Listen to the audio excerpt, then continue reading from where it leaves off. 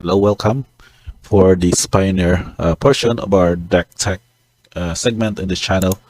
And so our deck feature that we're going to discuss today is the Transmogrify deck by Crazy Diamond 5 and 3, which is one of the top finishers of a recent MTGO tournament. And because of the colors of what the main combo here is that basically you just go with casting out so spell Transmogrify and get it into your main threat in the deck, which is the Atraxa Grand Unifier. Now what the trick here is that you would need to have some good combinations of several card types in order to maximize or optimize the cards that you will be drawn from the Atraxa's ETB ability. Now what if we don't really go with that segment? We just go with the basic just casting out and just attacking into all of your utility creatures or sort of the utility artifacts here, such as this one of Isika's Chariot and some shenanigans with Fabled Mirror Breaker. Now we go into the breakdown as what this deck would look like or functions. We have 7 artifacts, 8 enchantments, 2 planeswalkers with the Omnixialist, the adversary. The main creature only here is Atraxa Grand Unifier with 3 copies. And additional is 6 instants and 10 sorceries. So notice here the sideboard of main deck Duress should be also added of 2 more on this sideboard. So what will be the build? So the main objective of the deck is just basically you should be able to maintain to ramp into the Transmogrify mana and then resolve this spell. So you notice still it's we exile a creature. The creature's controller reveals card from the top of the library and to reveal a creature card and then put it to the battlefield. So what are your creature choices to exile a target creature? You have several options here. First off is the token created by the Fable of the Breaker, the 2/2 Goblin Shaman token.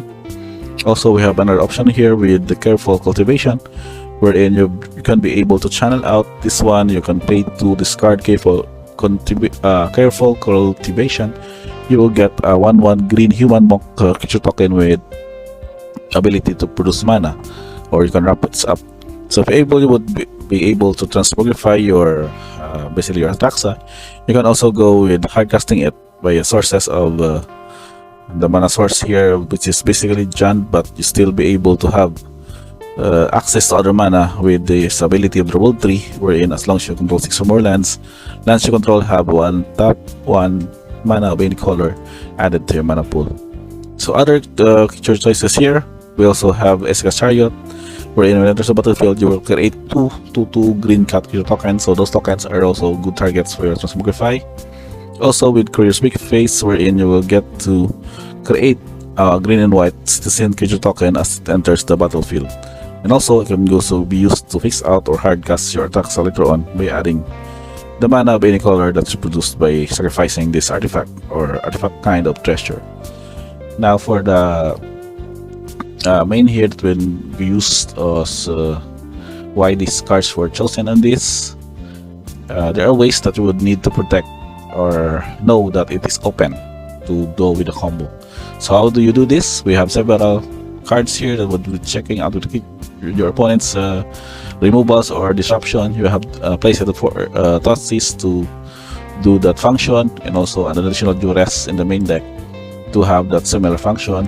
And for creature aggro, we have several spot removal here. We have Obliterating Bolt, 2 copies of Fire Prophecy. So this one would go with the option also of discarding, putting a card from your hand on the bottom library and drawing a card. So also one way to be able to fix out your mana or hand base or ramp into your extra card to be able to get or draw a card or draw a land necessarily. And then we also have 4 copies of Fatal Push. As an early assault against aggro, you will need an early spot removal to be able to deal with them. And so if there are situations wherein you would need to just go off or not go with the combo, you can just use abilities of that of Isika's Chariot, wherein you can just produce or continuously produce these tokens. As Isika's Chariot attacks, you create a token as the copy of target token you control. produce several mana of the Fable, and all the shamans can be used later on to hardcast your Atraxa, or just basically win out from where by hoarding up your opponents with a lot of these 2/2 green cat creature tokens. Now for the choices as to why Obyxelis is added here, aside from being the Planeswalker option for the Atraxa's ADB ability, is that it will be able to casualty X. So the casualty X, the starting loyalty X would be able to be equal to the power of the creature that's sacrificed. So the copy of the Obyxelis is not legendary, but has the starting loyalty X equal to that creature sacrifice that is equal to its power. So that's basically, if you imagine here, if you'll be able to sacrifice Atraxa to create a copy of Obyxelis, that would also go all the way by having you -7, or go with the ultimate of Obyxelis ability, wherein target player draws 7 cards and loses 7 life. So in a way that there are situations that you would have your opponent lose life, then you can basically create a copy of Atraxa or sacrifice Atraxa to Obyxelis casualty to have an ultimate loyalty achieved already by that about that resolution. And last but not the least, as our lands, we have several distribution here wherein utility lands such as Bosiju also added, and Sakensan, as well as the mana fixing with the Pain lands, the Pathways, the Shock lands with the Overgrown Tome, Sulphurous Springs, and Stomping Ground. And we only proven that you have only need one Zetoros Proving Ground for the fix, as we try to be able to just draw untapped lands as early as possible. Now for the sideboard, we're just going to have a quick discussion of the choices. First up would be Reddick Valley. This is now the popular 1 mana spot removal of red, because of the ability that can be countered and can deal for damage to target white or blue creature. So this one is basically against spirits and humans, or any other white or blue based aggro shenanigans in the metagame. So we have Tomiyo's Safekeeping, 2 copies of this to protect your permanent from Destructible and Hexproof, and also gains you 2 life. 2 copies of Damage Spear. This is basically against the Lotus Bloom decks, wherein producing extra mana for 2 or more, it produces this waste mana instead of this other type. And then we also have 2 copies of Alliance Inserts. We know that Phoenix aggro or Phoenix Tempo Spells deck is very popular and still one of the top tier decks in the metagame of Pioneer, and so we need some ways to remove up their graveyard so that the Phoenix would not be returned, and also at the same time their shenanigans of returning some of their spells to their hand would also be prevented. And also we have 3 copies of Teaching Event. This is again for the aggro matchups, wherein you can choose add or even to exile each creature with the recommended mana cost of the chosen value. And as mentioned, we still have 2 more duress in sideboard against the mid-range and control decks, so that you can be able to resolve your Atraxa or Transmogrify, and also Giganta as our lone companion of the card of this setup. Then in case they would need some extra body to attack or have some threats on your board, you can just summon out Giganta from your companion pile into your battlefield under your control.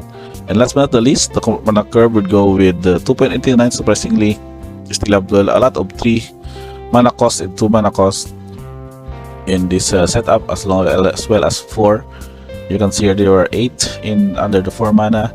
The color distribution would still go with Jund, that is black, green, and red, but we have still a little surprise here with the blue and white because of our choices in this main deck of also having Atraxa as one of our lineups. And the tokens, we have 8 types of tokens that we can use, from cat tokens, Citizen to Copy, Devil, also, and Goblin Shaman. That's basically the most expensive token here in the moment. Human Monk, and Spirit tokens, and Treasure. So that's basically it. That is your Transmogrified Jund colors. I think with this good finish in the deck, you can still be recognized as one of the good top tier decks in a metagame for MTGO or Magic the Gathering Online League, and would expect more to see this kind of deck builds in your future Pioneer tournaments. So I guess that's about it, guys. Thank you for watching this video, and see you on the next one.